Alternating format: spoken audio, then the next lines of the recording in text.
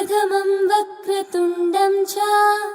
एकदन्तं द्वितीयकं तृतीयं कृष्णपिङ्गाक्षं गजवक्त्रं चतुर्थकं लम्बोदरं पञ्चमं च षष्ठं विकटमेव च सप्तमं विघ्नराजं च धूम्रवर्णं तथाष्टमं नवमं बालचन्द्रं च दशमं तु विनायकम् एकादशं गणपति द्वादशं तु गजाननं द्वादशैतानि नामानि त्रिसन्ध्यं यः पठेन्नरः न च विघ्नभयं तस्य सर्वसिद्धिकारकं प्रभो विद्यार्थी लभते विद्यां धनार्थी लभते धनं पुत्रार्थी लभते पुत्रान् मोक्षार्थी लभते गतिम् जपेत् गणपतिस्तोत्रम् षड्भिर्मासैः फलं लभेत् संवत्सरेण सिद्धिं च लभते नात्र संशयः अष्टभ्यो ब्राह्मणेभ्यश्च लिखित्वा यः समर्पयेत् तस्य विद्या भवेत् सर्वा गणेशस्य प्रसाद।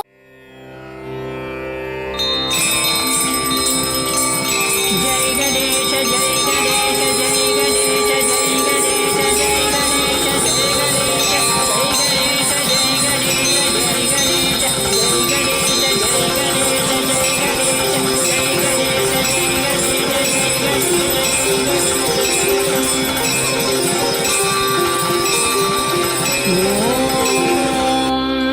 श्री गणेश सहस्रनाम स्तोत्रम्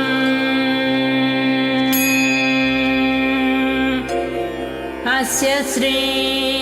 गणेश सहस्रनाम स्तोत्रस्य महागणपतिरेव मन्त्रद्रष्टृत्वादृशिः प्रतिपाद्यत्वाद्देवता च अनुष्टुप् गं बीजं हुं शक्तिः स्वाहा कीलकम् चतुर्विधफलपुरुषार्थसिद्ध्यर्थे जपे विनियोगः गां गीं इति षड्दीर्घैः षडङ्गानि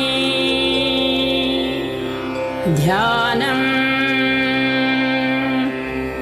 विनायकं पञ्चमुखं पञ्चास्यमपदं शिवं तं दृष्ट्वा तर्कयद्देवः किमिदं द्विविधो भवम्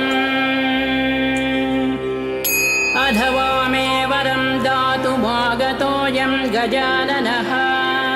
सर्वविघ्नहरं देवं यं ध्यायामि दिवानिशम् ॐ गणेश्वरो गणक्रीडो गणनाथो गणाधिपः एकदंष्ट्रो वक्रतुण्डो गजवक्त्रो महोदरः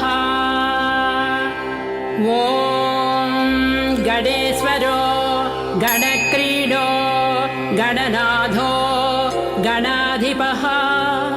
एकदंष्ट्रो वक्रतुण्डो गजवक्त्रो महोदरः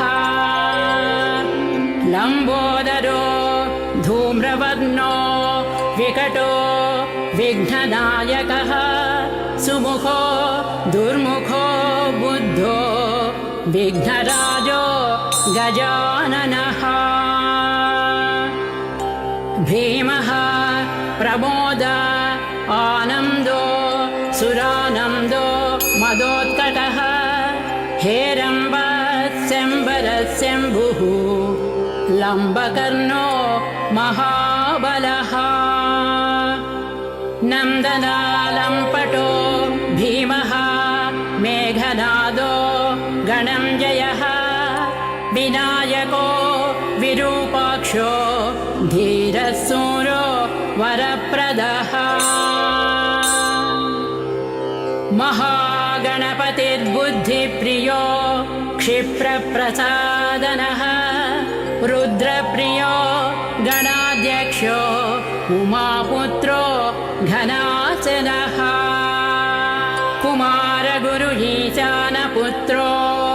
मूषिकवाहनः सिद्धिप्रदः सिद्धिपतिः सिद्धिविनायकः विघ्नोत्तुङ्गभुजो सिंहवाहनो मोहिनीप्रियः कटिकण्ठो